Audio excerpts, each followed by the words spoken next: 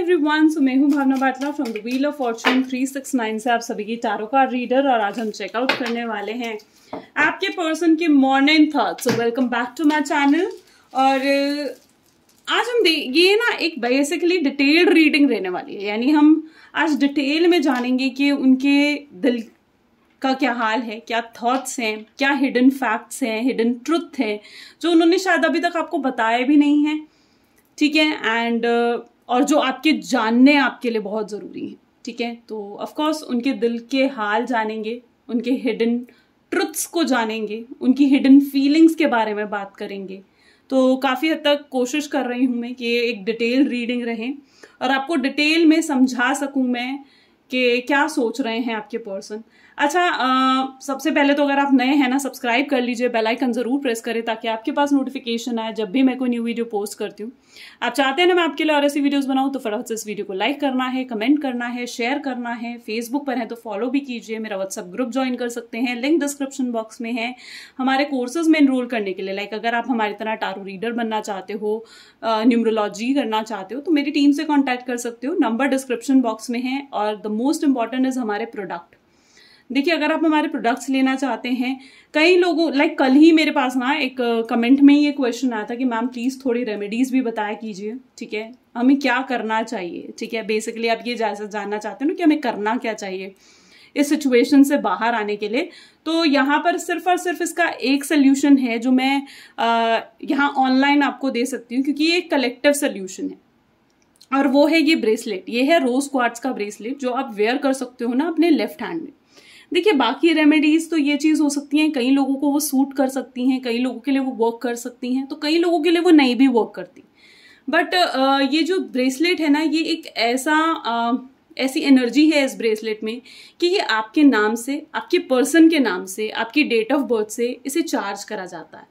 सिजिल्स use कर कर, energy circles, switch words use कर कर, ठीक है, प्रेयर्स यूज कर कर इन्हें मैं चार्ज करती हूँ। ठीक है, और जब इन्हें चार्ज करके मैं आपको सेंड करती हूँ तो इसे आपकी लेफ्ट हैंड में आप पहनोगे, जिससे आपकी लाइफ में जितने भी रिलेशनशिप को लेकर ब्लॉकेजेस है ना वो दूर होंगे। मैरिज प्रपोजल अगर आप चाहते हो तो वो आएंगे। आपका पर्सन जो काफी लंबे समय से आपकी बात नहीं हुई है अगर उससे, तो ये आप दोनों के बीच में कम्युनिकेशन लेकर आएगा, कॉन्टैक्ट लेकर आएगा। यानी स्पेसिफिकली अगर आप एक नो कॉन्टैक्ट जोन में हो ना, तो ये आपकी लाइफ में वो एक कॉन्टैक्ट लेकर आएगा। आपके पर्सन में अगर आपको ऐसा महसूस होता है कि आपका पर्सन जो है आपसे बात तो कर रहा है, ठीक है, लेकिन आप दोनों के बीच में कोई अंडरस्टैंडिंग नहीं है, या आप दोनों के बीच में एक इमोशनल बॉन्ड जो होना चाहिए वो नहीं है, आपका पर्सन आपको खुल के अपनी फीलिंग्स एक्सप्रेस नहीं करता है। ठीक है, और आपको कई बार ऐसा ट्रस्ट डाउट भी उनकी ओर होता है। एक ट्रस्ट होता है ना कि ट्रस्ट आप पूरी तरीके से नहीं कर पाते हो, आपको ऐसा लग रहा है कि पीठ पीछे आपका पर्सन कहीं वो किसी और से भी बातें तो नहीं कर रहा है या आपको धोखा तो नहीं दे रहा। तो ऐसी सिचुएशंस में भी ये ब्रेसलेट वर्क करता है। ये आपकी प्रॉब्लम्स को दूर करने के लिए ही इनको हम एनर्जाइज करते हैं। ठीक है, तो अगर आप इस ब्रेसलेट को लेना चाहते हैं तो मेरी टीम का नंबर डिस्क्रिप्शन बॉक्स में है। और ये एक ऐसा कलेक्टिव सोल्यूशन है आप लोगों के लिए कि अगर आप ये करते हो तो आपको और किसी चीज की जरूरत नहीं पड़ेगी। जैसे मैंने पिछली बार ना एक वीडियो में मैंने एनर्जी सर्कल के बारे में भी बताया था, तो कई लोगों ने मुझसे बोला था कि मैम एनर्जी सर्कल हम छुपा के लगा सकते हैं, सामने सामने नहीं लगा सकते। लेकिन एनर्जी सर्कल जो है ना वो काम तभी करते हैं जब आप उसे सामने लगाते हो। ठीक है, आप उसे अगर छुपा के लगाओगे, उसके आगे कोई भी दीवार आ गई या आपके एनर्जी सर्कल के सामने कोई लाइक अलमीरा आ गई, ठीक है, तो क्या है वहां ब्लॉकेजेस हो जाएंगे, उसकी वाइब्रेशन फैलेगी नहीं। और एनर्जी सर्कल ऐसी चीज है जिसकी वाइब्रेशंस को फैलना बहुत बहुत नेसेसरी होता है। ठीक है ना, चलो खैर, अब बहुत बातें हो गई इस बारे में। अब आपकी पर्सन की फीलिंग्स को चेकआउट करते हैं। तो गाइस, ये एक जनरल टाइमलेस कलेक्टिव रीडिंग है। स्पेसिफिकली अगर आप एक नो कॉन्टैक्ट सिचुएशन में हो, सेपरेशन मोड में हो, तो ये रीडिंग आपके लिए है। कार्ड्स को जब मैं शफल करूं तो अपने पर्सन के बारे में सोचिए, ठीक है ना, ताकि ये रीडिंग एक अच्छे लेवल से आपके साथ रेजोनेट कर सके। Please divine universe, angels, spirit guides, बताएं मेरे व्यूअर्स को कि जिस पर्सन के साथ मेरे व्यूअर्स डील कर रहे हैं, जिस पर्सन ने उनको नो कॉन्टैक्ट सेपरेशन दिया है, वो आज सुबह किस एनर्जी में बैठे हैं। Wow, 6 of cups. यहाँ पर मैंने ये ब्रेसलेट इस पर्पज से रखा है, आप इससे एनर्जी हीलिंग लो। जब तक इस वीडियो को देख रहे हो ना, ठीक है, इससे energy low, it will help you out, आपके रिलेशनशिप को हील करेगा ये। 10 ऑफ स्वॉर्ड्स, ठीक है, अपना फोकस इन कार्ड पे भी रखना है, स्टार की एनर्जी, और उस ब्रेसलेट पर भी रखना है, उसके स्टोन्स पर रखो अपना फोकस, ठीक है। एस ऑफ कप अपने आप उठ कर आया है, टेम्परेंस की एनर्जी है। Queen of pentacles, queen of sword, और बॉटम में देख लेते हैं कौन सा कार्ड है, पेज ऑफ कप्स, वाव, ठीक है। तो यहाँ पर इट वाज लाइक सभी ज़ोडिएक साइंस के लिए रीडिंग है, ठीक है। Gemini, Libra, Aquarius, cancer, scorpion, Pisces, taurus, Virgo, Capricorn and Aries, Leo, Sagittarius, यानी सभी के लिए रीडिंग बेसिकली बनाई गई है। ओके, तो अगर आपके पर्सन की सबसे पहले फीलिंग्स जैसे हम चेकआउट कर रहे हैं, तो मुझे ये चीज दिख रहा है जैसे आपके पर्सन ना, एक वो होता है ना बिल्कुल घुट घुट कर जीने वाली एनर्जी, वो नजर आ रही है मुझे मेन। यहाँ पर अगर आप फोकस देखो ना, तो बाकी सारे ही कार्ड्स काफी हद तक पॉजिटिव हैं, लेकिन एक सिर्फ यही कार्ड है जो नेगेटिव उठ कर आया है, और ये इतना नेगेटिव कार्ड है कि सब कुछ बता रहा है उनके बारे में। ये बता रहा है कि जैसे वो बहुत ज्यादा घुट कर जी रहे हैं। मुंह भी आप देखोगे तो इस पर्सन का उस साइड पर है। इसका मतलब क्या है कि अपने इमोशंस दूसरों को दिखाना नहीं चाहता है, अपनी असलियत दूसरों को नहीं दिखाना चाहता है, नहीं चाहता कि अपनी असलियत आपके सामने आए। जेन्युइनली अगर मैं आपको साफ साफ शब्दों में बताऊं तो आपका पर्सन ना बहुत ज्यादा परेशानी महसूस कर रहे हैं, अपने आसपास नेगेटिविटी महसूस कर रहे हैं। उनको ऐसा लग रहा है कि वो कितने ही मजबूर हैं कि जब आपसे बात करना चाहते हैं तो बात नहीं कर पा रहे हैं। उनको ना कहीं कर्मा बहुत स्ट्रांगली ऐसा दिख रहा है जैसे नचा रहा है।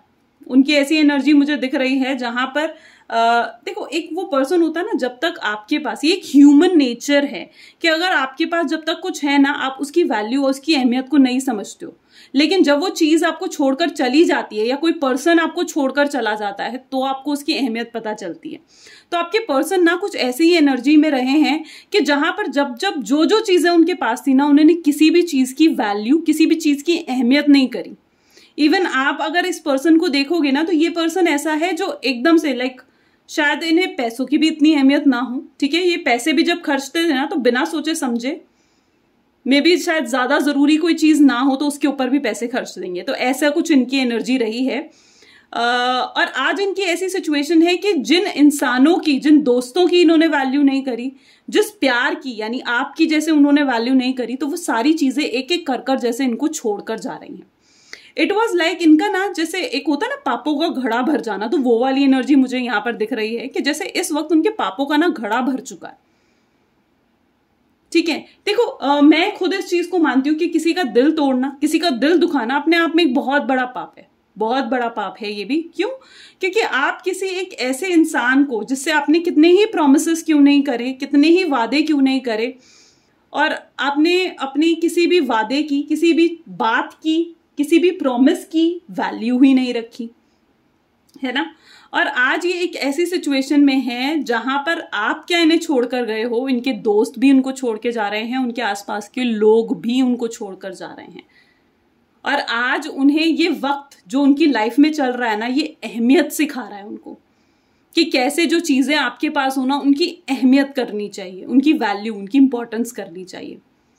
और ये एक ऐसा मोमेंट है उनकी लाइफ में जिस मोमेंट को ना कहीं ना कहीं वो ऐसा समझ रहे हैं कि ये मोमेंट आया ही उनकी जिंदगी में इसलिए क्योंकि उन्होंने आपको परेशान करा, या आपको आपके किए गए, आपसे किए गए वादों को पूरा नहीं कर पाए। यहाँ पर मुझे और भी एनर्जीज दिख रही हैं, ठीक। 10 ऑफ स्वॉर्ड के नीचे यहाँ पर आ रहा है क्वीन ऑफ पेंटिकल का कार्ड। अच्छा, मुझे ऐसी भी एनर्जी दिख रही है जैसे आप ना बहुत कमिटमेंट एक्सपेक्ट कर रहे थे अपने पर्सन से। आप एक्सपेक्ट कर रहे थे कि आपको वो कमिटमेंट दे, ठीक है, आपके जो उन्होंने प्रोमिसेस करे हैं उनको अब निभाएं। जब समय आया उन प्रोमिसेस को निभाने का, तो उस समय अगर वो आपको छोड़कर चले गए, आप कहीं ना कहीं आपकी शिकायतें काफी बढ़ गई थी अपने इस पर्सन से। इज इट सो कि तुम ऐसे नहीं करते हो, तुम वो नहीं करते हो, अब तुम मुझे कॉल नहीं करते हो, तुम मुझे पहले जैसी तुम मुझसे बातें नहीं करते हो, तुम अब मुझे इग्नोर करते हो। तो कहीं ना मुझे वो शिकायतें दिख रही हैं आपके दिल में, आपके जज्बातों में। मुझे ये भी एनर्जी दिख रही है जैसे आप काफी हद तक कमिटमेंट एक्सपेक्ट कर रहे थे और आपके पर्सन इस चीज को बहुत भली भांति जानते हैं कि अगर उन्हें अब आपके पास आना है ना तो उनको आपके पास वो कमिटमेंट लेकर आना पड़ेगा, राइट? उन्हें आपके पास ये कमिटमेंट लेकर आना पड़ेगा, ठीक है? तो और वो इसीलिए ये कुछ वजह है जिस वजह से वो रुके पड़े। उनको पता है इस सिमिलर टाइम पर शायद वो अभी आपको कमिटमेंट देने के लिए राजी नहीं है, या फिर सिचुएशंस ऐसी नहीं है, उनके आसपास के सिनेरियो बिल्कुल भी ऐसे नहीं है इस टाइम पर, क्योंकि मे बी उनकी फैमिली आप में शायद एग्री नहीं कर रहे हैं लव मैरिज के लिए, या उनकी फैमिली में कोई प्रॉब्लम है, कोई इशू है, या फिर हो सकता है आपके पर्सन मैरिड हैं, उनकी ऑलरेडी वाइफ है और उन्हें आपके पास आने के लिए उस थर्ड पार्टी को छोड़कर आना पड़ेगा। तो ऐसे काफी रीजंस मुझे यहाँ पर दिख रहे हैं, बिकॉज ये जो कार्ड है ना प्योरली फेमिनाइन कार्ड है, यानी किसी लेडी का कार्ड उठकर आया है जैसे ये, वो एनर्जी मुझे यहाँ पर दिख रही है जो स्ट्रांगली ऑब्स्ट्रैकल क्रिएट कर रही है।